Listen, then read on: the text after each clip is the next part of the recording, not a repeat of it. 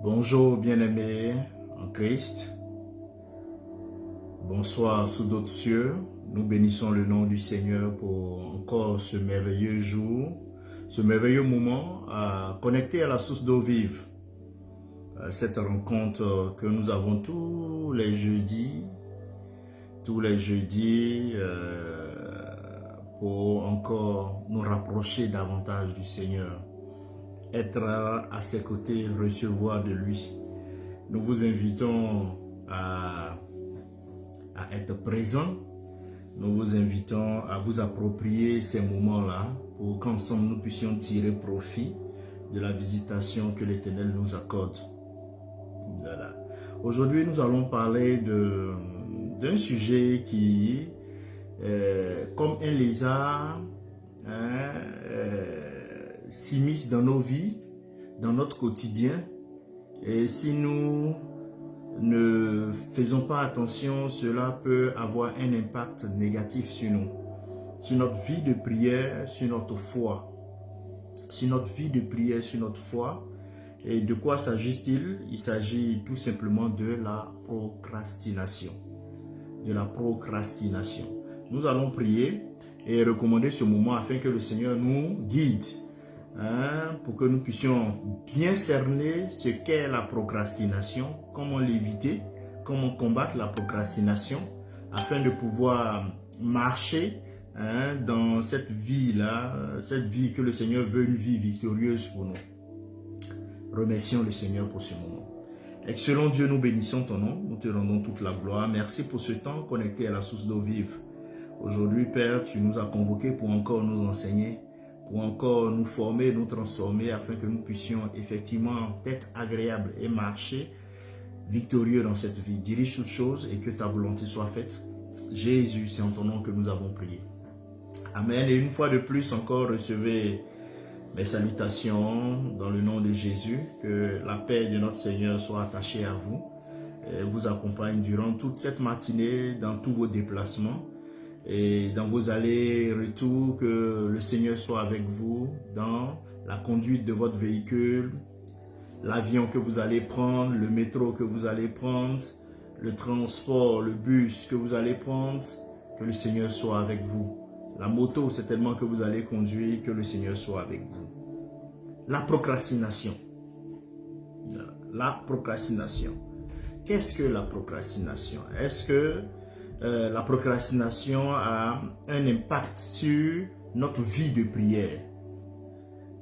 Et où, pas dit même où, et sur notre foi en Jésus. Ayant fait quelques petites recherches, dans la Bible, le mot procrastination n'apparaît pas du coup, n'est pas explicite. Voilà, cela n'est pas mentionné de façon très explicite dans la Bible, la procrastination, mais c'est une attitude qui peut être associée à la paresse. Voilà. À la paresse, au manque de discipline ou à la négligence. À la paresse, au manque de discipline ou à la négligence.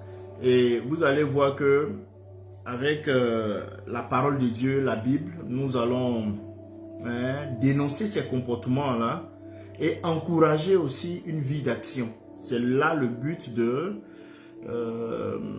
cette rencontre de ce matin, connecté à la source d'eau vive. Nous allons vous engager dans une diligence et une responsabilité qui va booster votre relation avec le Seigneur. Parce que vous saurez ce qu'est la procrastination et dans quelle mesure nous pouvons lutter contre la procrastination, ne pas nous laisser broyer par la procrastination. Comme je l'ai dit, c'est un comportement qui est comme un lézard dans une maison qui s'infiltre tout doucement, mais le lézard il est dans la maison. Voilà. Et c'est ce comportement, lorsque tu ne fais pas très attention, il s'assoit dans ta vie et ça devient difficile dans tous les domaines de ta vie. Dans tous les domaines de ta vie. Oui, la procrastination, c'est l'action ou la tendance à remettre à demain ce qu'on peut ou ce qu'on devrait faire aujourd'hui. Remettre à demain ce qu'on peut faire aujourd'hui. là maintenant vous vous retrouvez. Ça nous a arrivé tous. Il y a des choses que tu dois faire de façon imminente. Bon, je ferai après.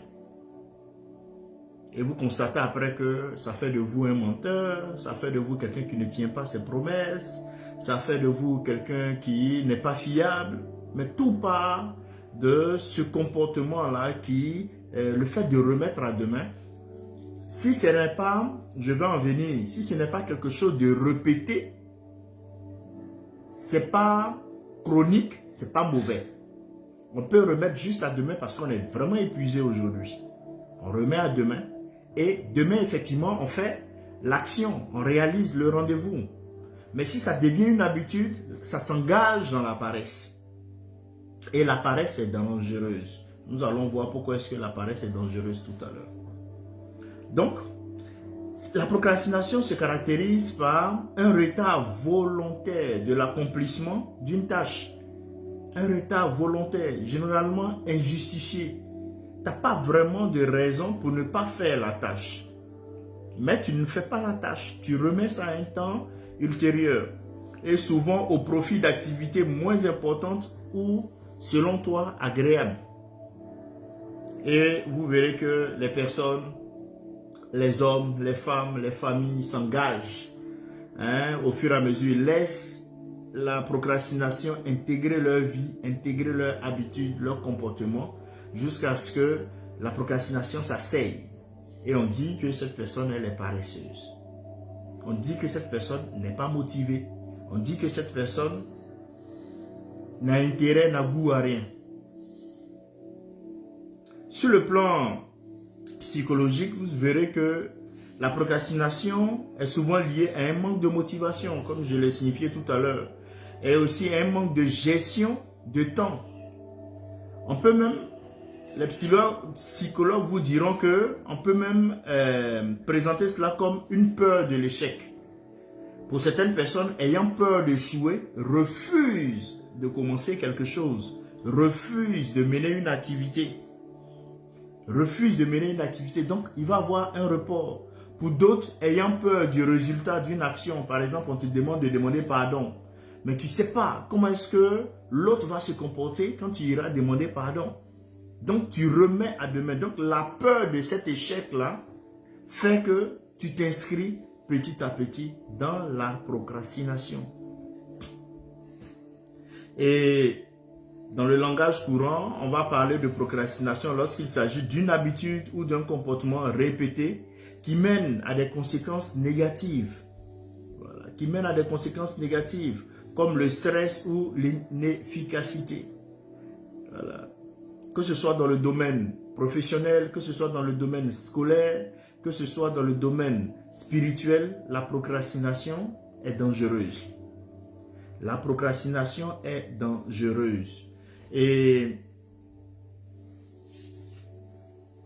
c'est un mot qui a pour origine, c'est un mot latin, procrastineo, procrastination, qui s'accompagne de pro qui veut dire avant, pour, et puis de crasse, demain. Donc remettre à demain. Ça devient une sorte d'habitude, remettre à demain. Voilà, remettre à demain. Et c'est un comportement qui nuit. Et là, le Seigneur a attiré mon attention hier lorsque je lui demandais ce dont je devais parler aujourd'hui. Qu'est-ce que je pouvais bien vous présenter? Qu'est-ce qui peut jouer sur notre vie de foi? Qu'est-ce qui peut jouer sur notre vie de prière? Notre efficacité en tant que chrétien. Et il a mis le regard sur la procrastination, le fait de remettre aussi à demain et de dire que lorsque c'est répété, c'est ce qui est dangereux. Mais pour des questions de fatigue ou d'un agenda un peu resserré, lourd, on peut remettre une activité juste à demain parce qu'on n'a pas pu épuiser ce qu'on était en train de faire. Mais ce n'est pas une habitude. Quand ça devient une habitude, c'est dangereux. Quand ça devient une habitude, c'est dangereux. La procrastination, comme les psychologues le disent, c'est aussi lié à l'anxiété. Donc, ceux qui manifestent beaucoup de signes de procrastination, ce sont des personnes anxieuses. des personnes anxieuses et ces personnes-là aussi aiment que les choses soient parfaites. Donc des perfectionnismes. Voilà. Où vous allez voir que c'est juste la mauvaise gestion du temps de ces personnes-là. Je le dis parce que par la prière, le Saint-Esprit nous révèle certaines choses. Par l'observation aussi des frères et des sœurs, le Saint-Esprit nous révèle certaines choses. Et nous en parlons pour qu'il y ait correction dans notre vie. Pourquoi? Parce que nous devons avoir une vie de prière solide. Nous devons avoir une foi solide. Et vous verrez à la fin que la procrastination agit négativement sur la vie de prière. La procrastination agit négativement sur une vie de foi. Et comme je le disais, bien que la Bible ne stipule pas le mot procrastination, ça n'apparaît pas dans la Bible. Voilà, ça n'apparaît pas dans la Bible, mais lorsqu'on parle de la procrastination, vous allez voir qu'on parle de la paresse, de la négligence ou du manque de vigilance. La paresse apparaît dans la Bible. La négligence, le manque de vigilance apparaît dans la Bible. Et là, on peut se retrouver dans le livre de Proverbes, Proverbes chapitre 6, Proverbes chapitre 6, les versets 9 à 11 et même bien avant. Vous allez voir que c'est un paragraphe où l'auteur donne des conseils aux paresseux. L'auteur donne des conseils aux paresseux. Je vais en venir tout à l'heure. Après avoir planté ce décor-là, je peux maintenant me permettre de dire dans un premier temps que lorsque nous parlons de procrastination, nous parlons d'avertissement. Je viens là vous avertir que la procrastination est dangereuse. Et en tant que serviteur de Dieu, mon repère, ma base, ma source d'argumentation, c'est la Bible. Voilà pourquoi je vous invite dans le livre de Proverbes, Proverbes chapitre 6, déjà les versets 6 à 8, et vous pourrez poursuivre avec les versets 9 à 11 que j'avais tantôt évoqués. 6 à 8 vous dira, va vers la fourmi paresseux, considère ses voies et deviens sage. Elle n'a ni chef, ni inspecteur, ni maître. Elle prépare en été sa nourriture. Elle amasse pendant la moisson de quoi manger. Vous verrez que ce passage enseigne l'importance d'agir au bon moment et de ne pas reporter ce qui est essentiel. Comme la fourmi qui travaille avec diligence. Imaginez que la fourmi, pendant l'été, se mette à dormir, sachant que après l'été viendra le printemps, après le printemps, l'automne, l'hiver. Mais c'est pendant l'été qu'il y a de la nourriture et qu'il faut amasser. Parce que les saisons qui vont venir par la suite, il n'y aura pas assez de nourriture. Mais imaginez que cette fourmi-là s'endorme pendant la période de la moisson. Mais après, elle va mourir de faim. Et beaucoup aujourd'hui vivent ainsi. Vivent ainsi. Quand on dit il faut prier, les gens dorment. Quand on dit il faut semer, les gens ne sèment pas. On dit il faut s'attacher à la vie de prière. Les gens ne s'attachent pas à la vie de prière.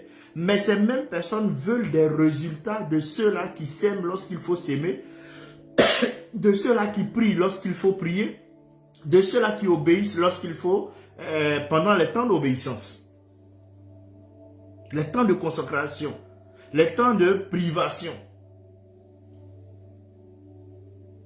Voyez-vous? Et ici, l'auteur nous dit, mais observez la fourmi. Elle n'a ni chef, mais elle sait qu'il y va de sa survie. La procrastination, mon frère, ma soeur, tue. Il faut l'éviter. Si c'est chronique pour toi de remettre à chaque fois à demain, ça devient pénible. Il faut l'éviter. Excusez-moi.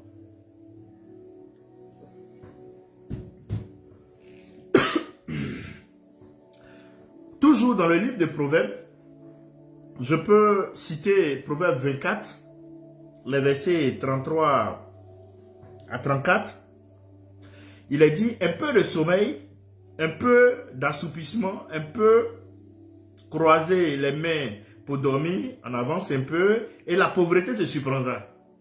Comme un rôdeur, et la disette comme un homme en âme. Frères et sœurs, la procrastination est souvent liée à la paresse. Et cela peut conduire à des conséquences négatives comme la pauvreté et le manque.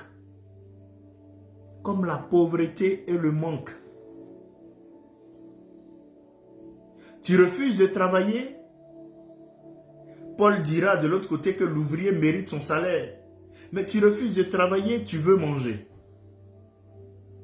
Tu refuses de semer, tu veux récolter. Tu refuses de pardonner, tu veux avoir la paix. Tu refuses de donner, tu veux recevoir. Non, je donnerai la prochaine fois. À la prochaine activité, la prochaine campagne, j'interviendrai. La procrastination tue. Et elle ouvre la porte avec vraiment les deux bâtons de la pauvreté et du manque. La procrastination, frères et sœurs, elle est dangereuse. Et le livre d'Ecclésiaste, Ecclésiaste chapitre 11, le verset 4, lui nous dit que celui qui observe le vent ne sèmera point. Et celui qui regarde les nuages ne moissonnera point. Pour dire ceci, la procrastination peut faire naître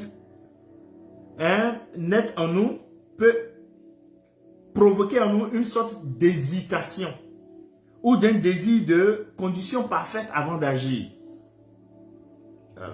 Voilà pourquoi l'Ecclésiaste dit, celui qui observe le vent, tu ne vas pas s'aimer. Parce que tu as dit, il faut que le vent cesse avant que je ne sème. Donc c'est ceux-là qui attendent des conditions parfaites tout le temps avant d'agir. Ce n'est pas tout le temps que les conditions seront réunies avant que tu agisses.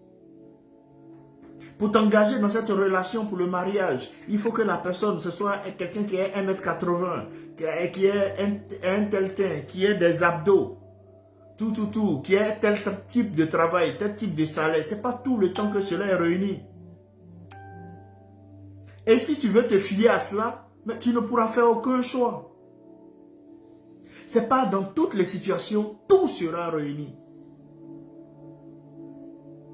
Et il y a certains qui hésitent tout le temps. Qui hésitent tout le temps. Tout le temps hésitant. Ce sont des signes marquants, des signes forts de la procrastination. Et vous verrez que attendre trop longtemps peut nous priver de bénédiction. Parce que qu'est-ce qui dit que le vent fera un jour? Tu ne pourras pas s'aimer, tu ne pourras pas récolter, alors que le temps de la s'aimer passera. Cet homme que tu refuses de rencontrer, d'accepter, passera. Cette heure, ce travail, cette mission que le Seigneur t'a confiée, tu ne fais pas ça va passer. Tu seras après obligé de chercher à racheter le temps. Mais tous ceux qui courent à racheter le temps, généralement, ce sont des gens qui ont demeuré dans la procrastination. Dans la procrastination. Moi, je me confesse. J'étais dans le temps encore bien plus jeune au lycée. Mais on vouait une paresse forte à l'étude de l'anglais. À l'apprentissage de l'anglais. Une procrastination. Oh, demain, on fera ça. Demain, ça va nous servir à quoi? Mais aujourd'hui, je suis confronté à l'anglais. Et je suis en train de racheter le temps. Avec la tête dégarnie, je suis en train d'apprendre l'anglais. Vous voyez que la procrastination est dangereuse. Je pourrais être là en train de faire autre chose, mais je suis obligé de prendre ce temps-là que j'ai refusé quand j'étais encore bien plus jeune, avec beaucoup plus de vigueur, avec les neurones bien en place, de pouvoir vraiment bosser comme il se doit. Je suis obligé de prendre ce temps-là aujourd'hui pour rattraper ce que je n'ai pas pu faire par le passé. Mais ça me retarde. Ça me retarde. Dans la mission, dans l'appel que j'ai, ça me retarde. Parce que je devais être là, dans cette zone anglophone, en train de prêcher en anglais, dans les rues, comme je le fais bien en français. Si j'avais été studieux, je n'avais pas été abandonné à la procrastination. Frères et sœurs, cela m'emmène, après avoir évoqué un tant soit peu l'avertissement par rapport à la procrastination, ma crainte c'est quoi? C'est l'impact de la procrastination sur ta vie de prière et ta foi. Ta vie de prière et ta foi. La procrastination peut sérieusement affecter notre vie de prière, notre foi. Étant un homme de foi, je vous encourage à la foi. Donc la procrastination peut sérieusement affecter notre vie spirituelle, car elle nous pousse à négliger les disciplines essentielles, telles que la prière, tu vas remettre à demain. Les hommes de Dieu ont initié un programme, ont initié une veillée, ont initié un temps d'enseignement, un temps d'intercession la prochaine fois. Chaque fois, tu remets à demain. La procrastination. L'étude de la parole. Toi-même, ton étude personnelle. Mais tu remets chaque fois. J'aurai du temps la prochaine fois. Je pourrais le faire demain. Ou bien, au lieu de le faire matin avant de sortir pour le boulot, tu dis, bon, je le ferai le soir. Le soir, tu reviens du travail émoussé. Bon, je le ferai demain. Et au fur et à mesure, tu vas voir que tu as fait 1 semaine, 2 semaines sans méditer. Pour d'autres même, sans prier. Et la même procrastination peut vous conduire à ne pas obéir à l'appel de Dieu. Dieu t'appelle pour le servir. En tant que pasteur, prophète, évangéliste, docteur, apôtre, tu dis non. Je vais attendre un peu. Attendons un peu. Tu remets à demain l'appel. Et la procrastination est dans ce chemin.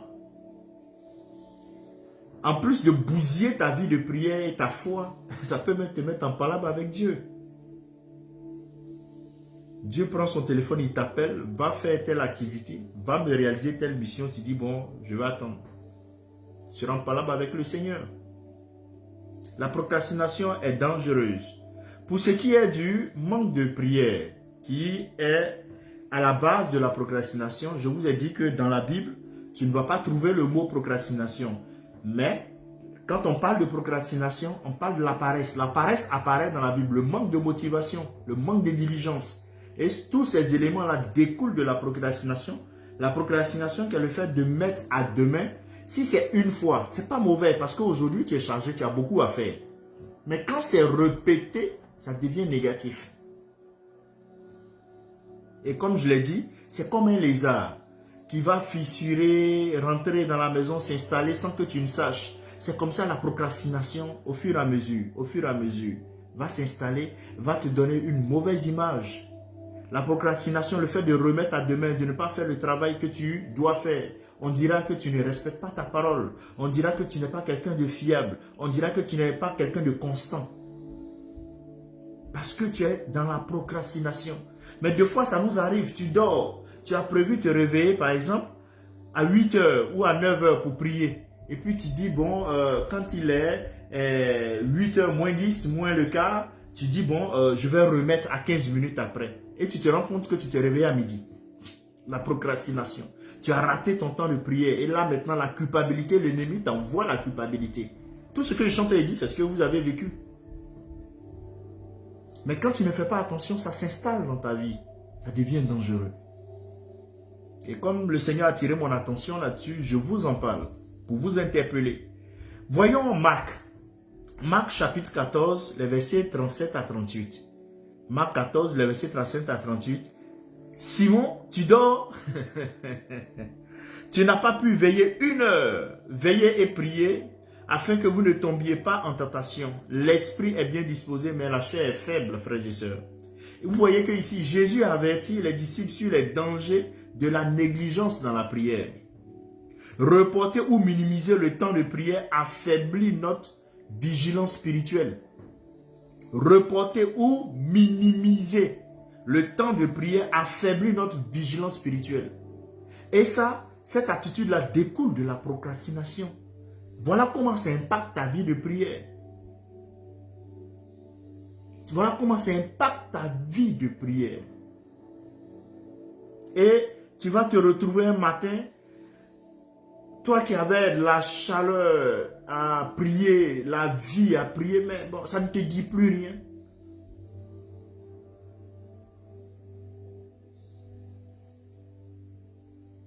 Jésus avertit les disciples sur les dangers de la négligence dans la prière.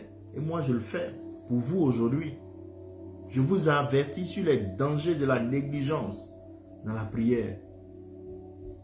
Reporter ou minimiser les temps de prière, ça va t'affaiblir. Affaiblir ta vigilance spirituelle. Il n'y a rien de tel que ta prière, la présence de ces rencontres, ça te permet d'être connecté au Seigneur. C'est pour ton bien. Moi, c'est pour mon bien, ça me fait tellement de bien. Pour venir vous présenter ça, mais je fais des recherches. Je fais des recherches chaque jour. Mais ça me fait du bien à moi.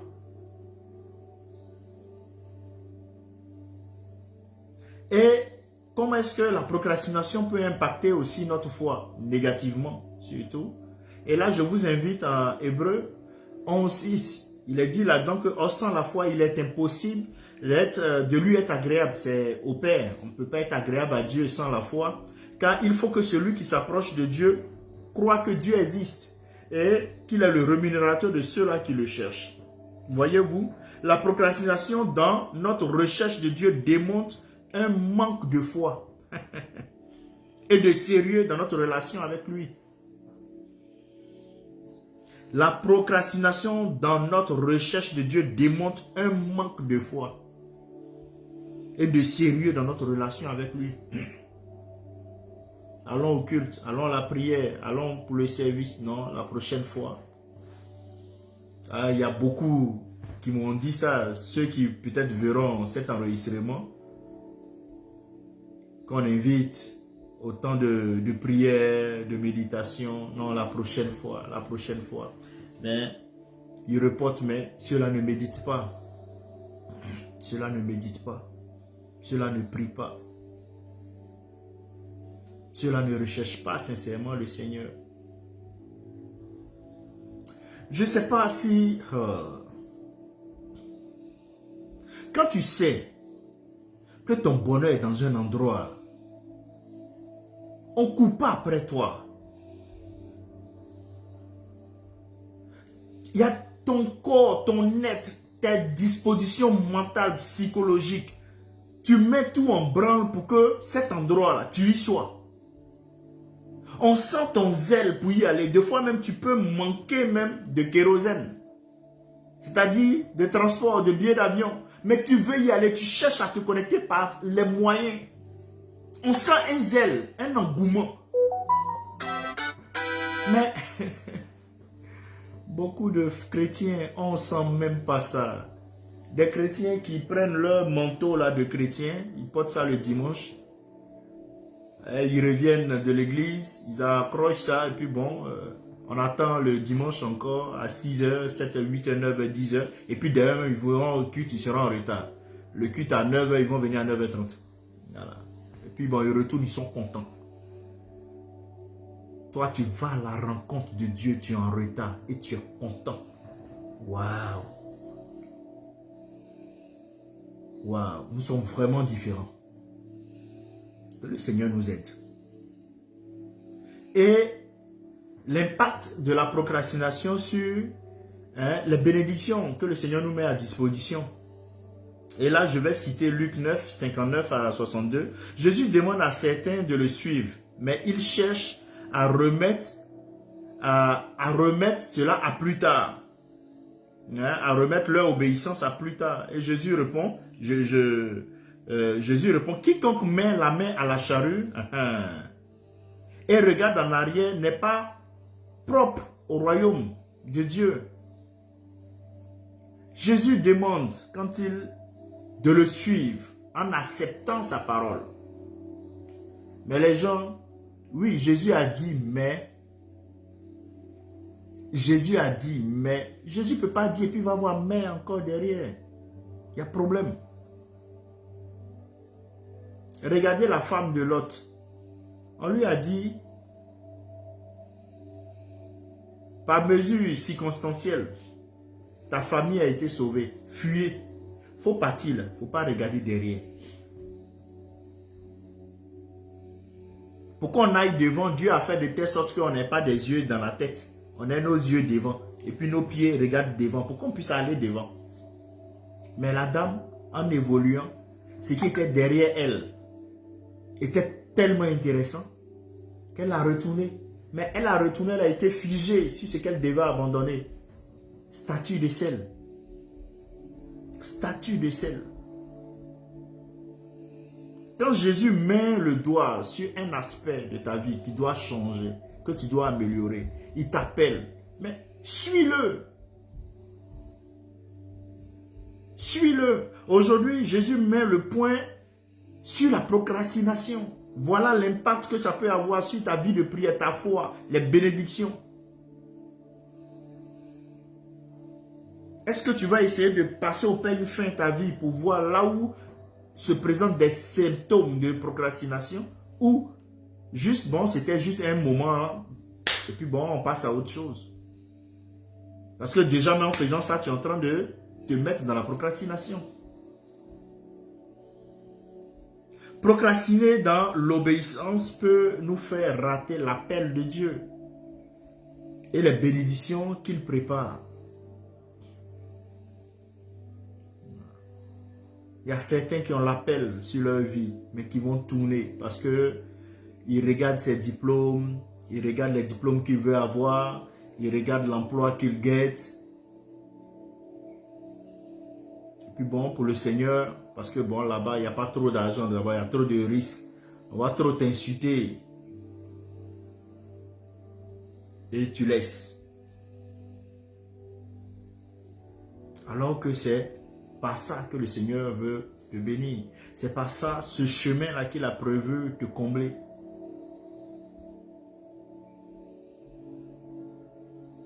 Et ayant présenté un peu l'impact de la procrastination sur la vie de prière et autres, tout ça, la foi, les bénédictions, je vais maintenant donner les solutions que la Bible nous propose. Voilà, pour surmonter la procrastination. La Bible nous encourage à adopter des attitudes de discipline, de foi et d'urgence. Voilà pourquoi je dis, j'aime bien prêcher l'évangile d'urgence. Actuellement, j'aime bien prêcher l'évangile d'urgence. Pourquoi?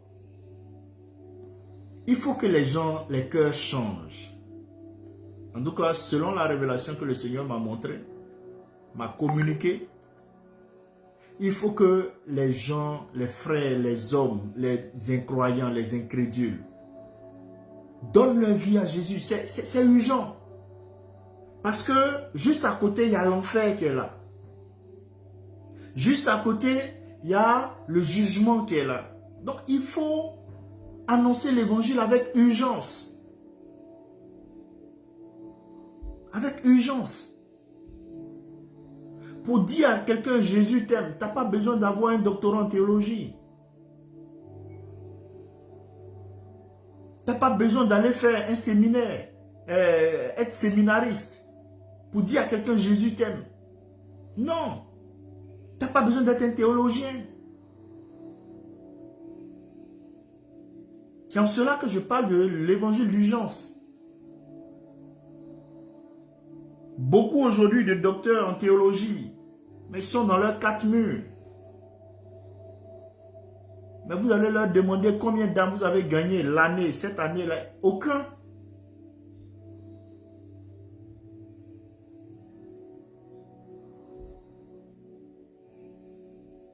C'est ça en fait.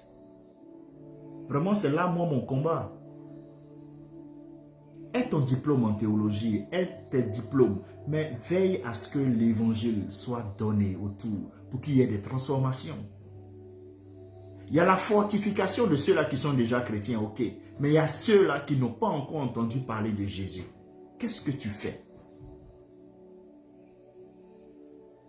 Voilà pourquoi nous devons agir avec diligence et ne pas laisser la procrastination nous empêcher d'agir. Colossiens 3, le verset 23 va nous dire, tout ce que vous faites, faites-le de bon cœur, comme pour le Seigneur et non pour les hommes. Il faut le faire de bon cœur. Tout ce que tu fais, tes rencontres, venir participer à ces plateformes de prière, il faut le faire de bon cœur, pas pour chercher à faire plaisir à quelqu'un. Et moi, comme je ne cherche pas à faire plaisir à quelqu'un, je suis seul, je continue. Je fais mon travail parce que Dieu m'attend. J'ai pris un rendez-vous avec le Seigneur. Ici, par exemple, au Canada, c'est 23 heures. Dans mon pays d'origine, la Côte d'Ivoire, ça va correspondre à 4 heures. J'ai pris rendez-vous avec eux aussi là-bas. Donc, quand il est l'heure, c'est Dieu qui est là. Qu'un homme soit là, qu'un homme soit pas là, je suis en train de prêcher. Je suis en train de prier. Quand chacun d'entre nous va rentrer dans cette dimension de relation-là, vous allez avoir des changements dans vos vies. Pour savoir que ce n'est pas à cause d'un homme que vous allez au culte, mais c'est à cause de Dieu. Parce que vous vous êtes accordé avec Dieu pour dire que le culte démarre à 9 h. Le culte démarre à 9 h, mais aïe, ton président de la République, prenons les hommes, vient, vous avez rendez-vous à 9 h, et puis toi tu viens à 9h30. Est-ce que c'est possible? C'est pas possible. Mais Dieu, pour lui, ça devient possible. Ça montre ta relation avec Dieu. Et après, on est là, dans notre vie, il n'y a pas les bénédictions, on ne s'en sort pas, l'ennemi nous malmène, on est surpris. Celui qui est ton rémunérateur, tu n'as aucun respect pour lui. Mais quand il s'agit de qui te donne, il te protège, là tu es on strike, en grève, on est là, ici, là. Non, c'est arrêtez ce jeu-là. Soyons sérieux. Travailler pour le Seigneur nous motive à agir avec excellence et sans retard.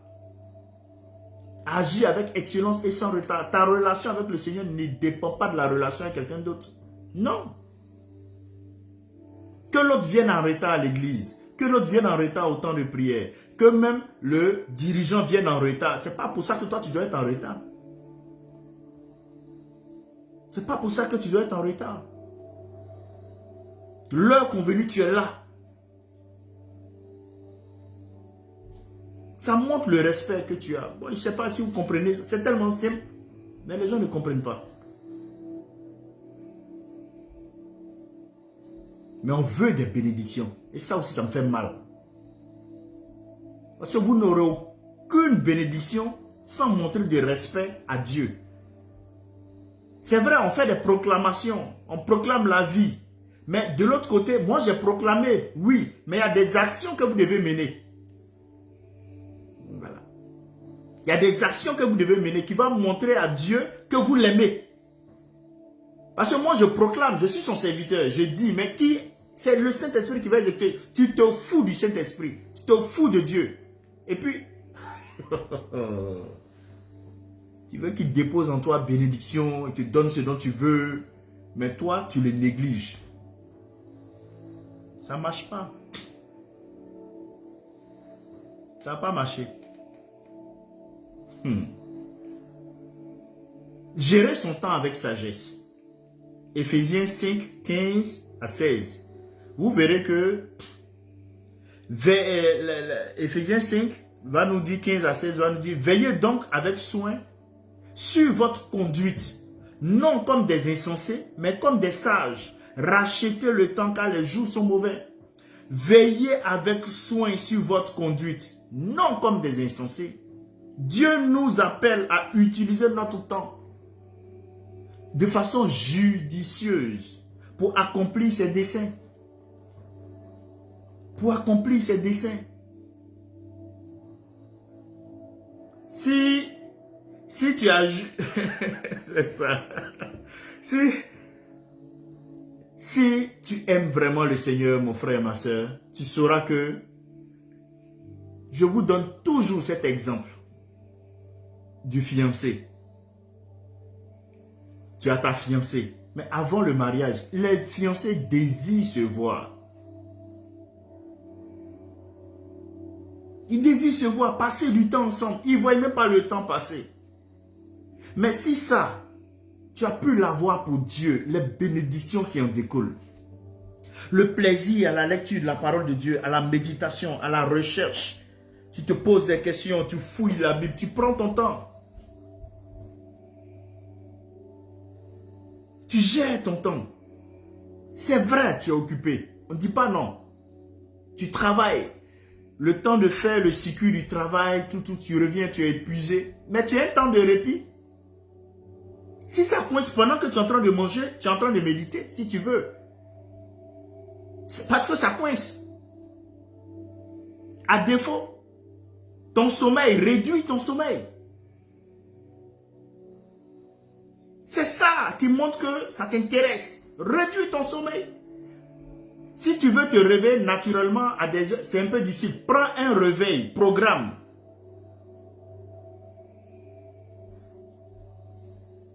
De telle heure à telle heure, le réveil sonne, tu te lèves, tu vas méditer, tu vas prier. Après, tu arrêtes 1 heure, après, tu arrêtes, tu t'endormis. C'est possible. Mais à chaque fois que tu vas remettre à demain parce que tu es fatigué, ça va rentrer dans tes habitudes. Et tu vas au fur et à mesure te déconnecter du Seigneur. Tu vas te déconnecter du Seigneur. Paul dit, qu'est-ce qui me séparera de l'amour de Dieu? Est-ce mon travail? Est-ce la persécution? Paul a dit. Donc, quelle est toi ta raison qui fait que tu n'arrives pas à méditer et à prier et à venir aux rencontres? C'est la négligence, la nonchalance. Et avec des guerriers nonchalants comme ça, tu vas en guerre, tu comptes sur eux, mais tu vas aller te faire combattre. Nous, notre guerre, c'est les campagnes d'évangélisation. Lorsqu'on sort parler de Jésus, tu comptes sur des gens pour aller faire campagne d'évangélisation. Or, ce sont des gens nonchalants qui vont en tant que mercenaires pour aller faire prestation. Ça n'a pas donné résultat. Vous êtes sûr que si chacun s'investit spirituellement, j'aime bien dire, pendant nos cultes, ce n'est pas le dimanche qu'on prépare le culte. Le culte se prépare en semaine. Et le dimanche, c'est le rassemblement des croyants. Animé de ce désir-là d'être dans la présence de Dieu. Et ce désir fort de désirer la présence de Dieu, rencontre Dieu, ça crée des miracles. Ça va créer des comment on appelle, un culte extraordinaire, la présence de Dieu, la gloire de Dieu. Mais des gens qui se souviennent que Dieu existe le dimanche matin à 6 heures. Et ce gars-là, tu le prends, tu t'en fais culte, c'est lui-même qui allait chanter pour te donner. C'est vide. On s'en va à un spectacle mondain en fait. Et puis on retourne, un spectacle mondain, on retourne. On va, on se chaud, on danse un peu, puis on s'en va. Mais c'est vide, aucune transformation.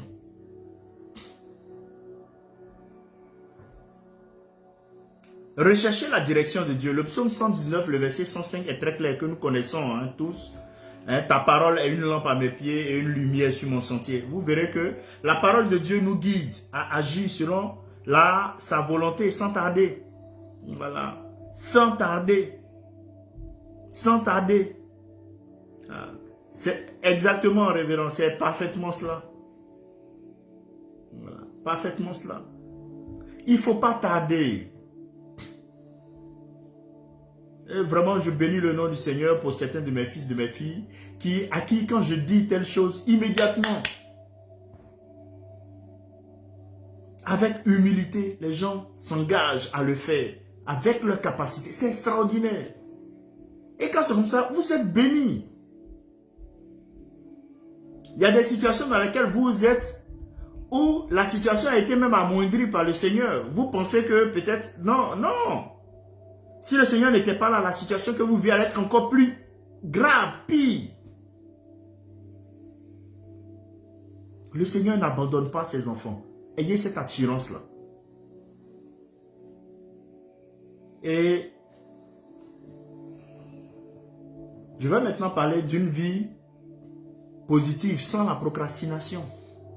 Quand tu ne remets pas à demain, il faut éviter même de remettre à demain. Il faut éviter tant qu'on le peut. Tu es fatigué, ça peut arriver à un moment donné. Oui, ok, mais ça ne doit pas être une habitude. Une vie sans procrastination dans la foi et la prière produit quoi? Ou amène quoi? Ou suscite quoi? Ça suscite une relation profonde avec Dieu. Voilà. Ça suscite une relation plus intense avec le Seigneur. Et vous verrez que la constance dans la prière nourrit notre foi. Voilà pourquoi chaque fois je vous parle de constance. Il faut être constant. Même dans tes relations avec les autres. Quand tu es constant, là, tu es fiable. On dit celui-là, on peut compter sur lui. Quand il a dit quelque chose, il va le faire. S'il dit à 8 h, il sera là. Même si on n'a pas d'informations de lui, mais on sait qu'à 8 h au rendez-vous, là, si on part, on va le trouver. Parce que tu es constant. Mais il y a des gens, tu donnes rendez-vous, quand il t'a donné sa parole, même bon. Tu ne comptes même pas là-dessus. Et puis lui aussi, il va te prouver que tu as bien fait de ne pas compter sur sa parole. Une vie qui n'est pas impactée par la procrastination, c'est une vie qui est constante. Tu es constant dans la prière, dans la présence de Dieu. Et la constance dans la prière, ça va nourrir ta foi. Ça va nourrir ta foi. Ça va nourrir ta foi. Et c'est ce que Romains 10, 17 nous dit. Hein? La foi vient de ce qu'on entend vient de la parole de Dieu. Quand tu es constant à entendre la parole de Dieu, ta foi va commencer à nourrir, à grandir. Elle mange bien. Ta foi en train de manger riz, sauce graine. Elle va bien grandir. C'est ça. Quand tu as une vie qui n'est pas impactée par la procrastination, qu'est-ce que ça peut te donner encore? Une meilleure gestion des défis. Quand tu n'es pas sous le joug de la procrastination, une vie de prière régulière nous prépare au combat spirituel. Je vous assure, prends ça comme révélation. Comme tu pries, là, il y a des combats de 2025 que tu as déjà menés. Parce que tu es en train de prier actuellement.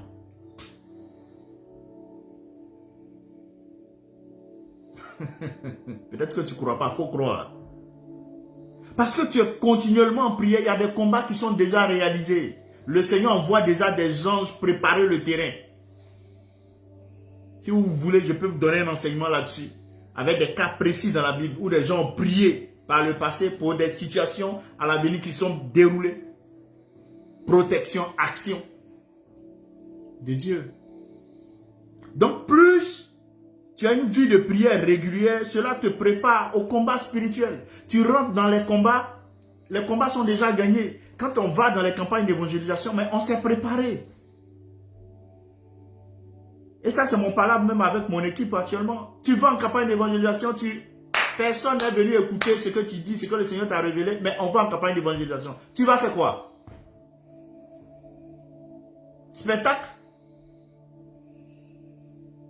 Ou bien toi seul, tu t'es préparé dans ton coin.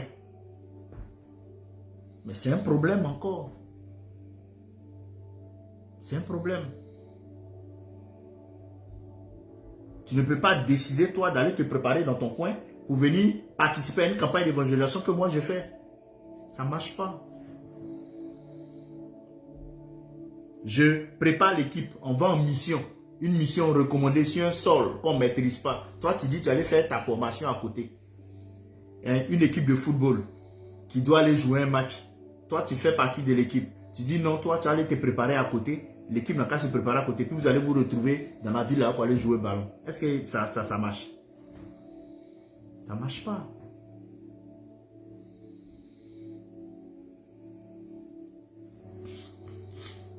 Ça ne marche pas. Frères et sœurs, Le fait d'avoir une vie qui n'est pas impactée par la procrastination, cela produit, j'avais parlé des combats spirituels, vous pouvez prendre Éphésiens 6:18 pour appuyer cela.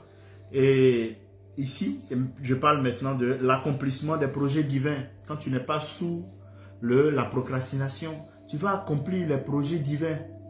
Et là, tu vas voir que tu es prompte à répondre à Dieu. Et Dieu en retour va maintenant ouvrir la porte de la bénédiction. C'est en cela que le Seigneur maintenant va dire, excusez-moi, à Josué, Josué 1, 7, 8, médite ce livre de la loi. Il faut le garder attaché à ton cœur. Nuit et jour, c'est-à-dire de façon continue. Parce que jour, nuit, ça fait un jour. Continue. Tu es dans la parole de Dieu. C'est ainsi que tu vas réussir tout ce que tu vas entreprendre. Tu ne vas pas réussir en dehors de la parole de Dieu. Ne regarde pas ceux qui pensent avoir réussi en dehors de la parole de Dieu. Ce n'est pas une réussite qui est dénuée de chagrin. C'est ce que tu ne sais pas. Quand toi tu es béni par Dieu, la bénédiction que Dieu te donne n'est suivie d'aucun chagrin.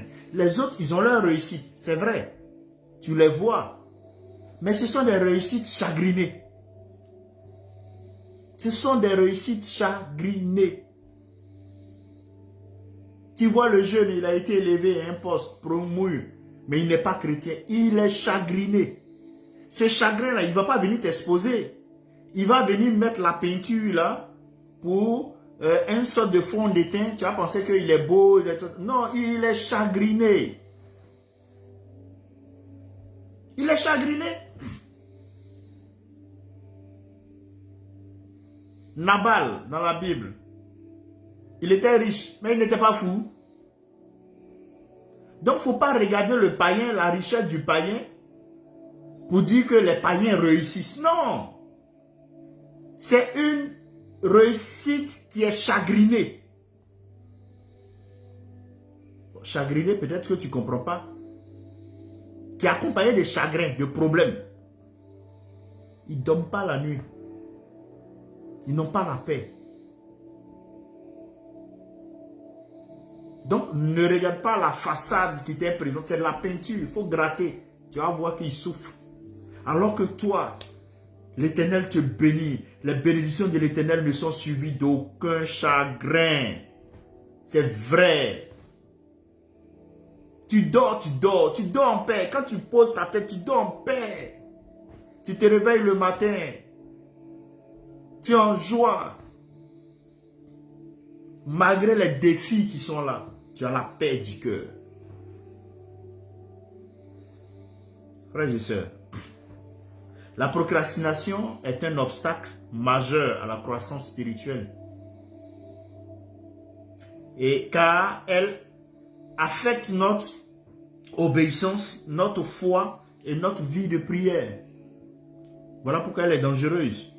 En adoptant des attitudes diligentes, telles que la discipline, la foi, nous pouvons surmonter ces obstacles et accomplir pleinement la volonté de Dieu.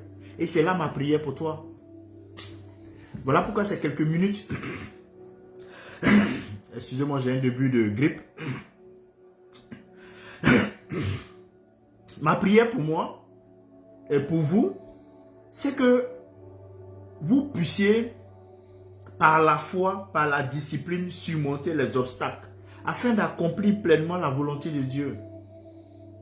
Tu dois être une femme de foi. Tu dois être un homme de foi. Tu dois t'attacher au Seigneur. Fournis ton effort pour t'attacher au Seigneur. Plus tu demeures régulièrement en train de méditer la parole de Dieu, tu vas voir que ta vie va être lavée. Ta vie physique va être lavée. Mentale, psychologique va être lavée. Spirituelle va être propre. Excusez-moi. Mais il faut que tu sois en un contact régulier de la parole du Seigneur, dans sa présence. Ça doit être régulier. Ne te donne pas du temps. Un jour, tu n'es pas versé dans la parole. Il faut éviter cela.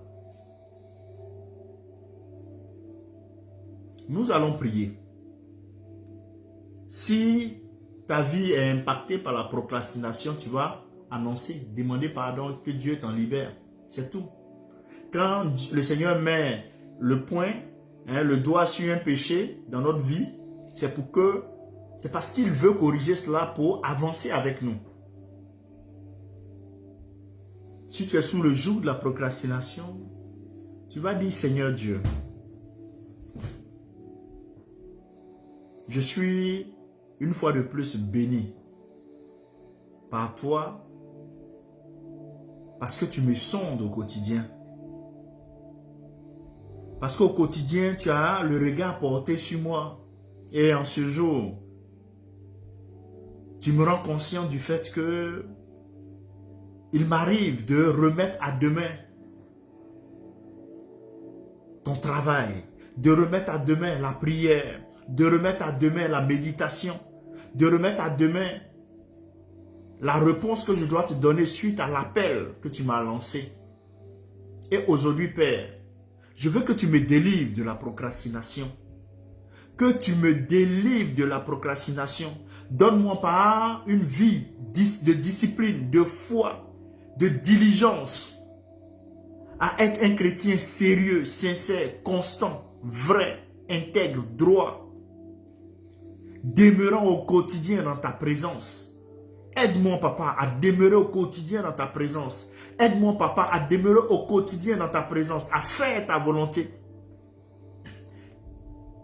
Seigneur Esprit Saint, prends le contrôle de ma vie. Toi qui sondes mon cœur, toi qui connais mes désirs les plus cachés, je prie qu'à partir d'aujourd'hui, tu m'aides à m'engager, à marcher d'une manière qui est agréable à Dieu, en acceptant qu'il est Dieu, qu'il est le rémunérateur de ceux-là qui le recherchent, comme moi qui le recherche. Et je veux demeurer dans ses parvis. Je veux demeurer dans le lieu saint. Je veux demeurer dans le lieu très saint avec lui en tout temps, selon l'endroit, le lieu où il m'enverra.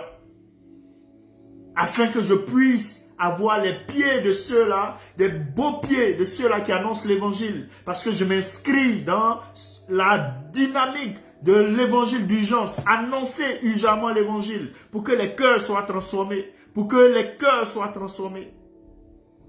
Pour que ceux-là qui sont voués à la perdition changent de cap et reviennent à Jésus. Éloigne de moi la paresse. Éloigne de moi le manque de motivation. Éloigne de moi l'hésitation. Éloigne de moi l'anxiété. Éloigne de moi la peur. Et engage-moi dans une vie de foi, dans une vie diligente, dans une vie d'engagement, de sérieux. Brise toute construction de la procrastination dans ma vie. Et permets-moi d'être un chrétien constant. Avec une bonne réputation en tant qu'enfant de Dieu, serviteur de Dieu, intègre, droit, juste, repentant. Lorsque le péché, je le rencontre accidentellement, je me repens, je demande pardon et j'avance. Et j'avance. Je ne procrastine pas avec le péché. Je ne procrastine pas avec le péché. Je rejette le péché. Je me repens du péché et j'avance. Là où je dois accorder le pardon, que je ne sois pas là en train de procrastiner. Là où je dois apporter de l'assistance, que je ne sois pas là en train de procrastiner. Là où je dois prendre une décision de te suivre, de répondre à ton appel, que je ne sois pas là en train de procrastiner. Là où, Père éternel Dieu, je dois m'engager à étudier, à me former, que je ne sois pas là en train de procrastiner. Là où je dois m'engager à aller te servir, aller en mission pour te servir, t'obéir, que je ne sois pas là en train de procrastiner. Donne-moi, Père, d'avoir un changement d'attitude, de respecter les heures, de respecter les rendez-vous avec toi. À partir d'aujourd'hui, permets-moi d'être à l'heure au rendez-vous de prière, d'être à l'heure au culte. Le dimanche, si notre rendez-vous à 10h, à 9h, permets-moi d'être à l'heure. Dans nos rendez-vous d'intercession, de prière, permets-moi d'être à l'heure. Dans nos rendez-vous, même au niveau du service, permets-moi d'être à l'heure. Avec mes partenaires, les commerçants, permets-moi d'être à l'heure. Afin que j'ai une bonne réputation qui dira oui, que je t'appartiens, que je suis de toi. Éloigne de tes serviteurs, éloigne de tes enfants la procrastination, éloigne de nous la paresse spirituelle. Car la paresse conduit au manque, la paresse conduit à la pauvreté. Tu nous as appelés à la richesse. Tu nous as appelés à la richesse. Voilà pourquoi tu nous as dit que nous sommes bénis de toutes les bénédictions contenues dans le lieu céleste. Nous sommes riches en Jésus. Et nous ne voulons pas donner place à la paresse. Nous ne voulons pas donner place à la démotivation. Nous ne voulons pas donner place à l'hésitation. Non. Non. Nous ne voulons pas donner place à cela dans nos vies. Comble-nous, Seigneur. Et que ta grâce repose sur nos vies. Donne-nous en cette journée de jeudi de commencer un nouveau comportement, de nouvelles attitudes, en éloignant de nous la procrastination. Que ce ne soit pas une habitude dans notre vie. Gloire te soit rendue, excellent Dieu. Merci pour ta grâce. Merci pour ce moment. Jésus, c'est en ton nom glorieux et merveilleux que nous avons prié. Et nous pouvons ensemble dire Amen et bénir le nom de l'Éternel. L'occasion t'est donnée, oui, de bénir le nom de l'Éternel pour ce moment. Et merci. Parce qu'à partir de cet instant, à partir de cette confession, la procrastination n'aura plus d'effet, n'aura plus de pouvoir sur toi. Gloire soit rendue à Jésus. Merci à tous. Excellente journée. Que le Seigneur vous bénisse. Merci, révérend, pour ta présence. Je salue tout un chacun. Que le Seigneur vous bénisse là où vous êtes.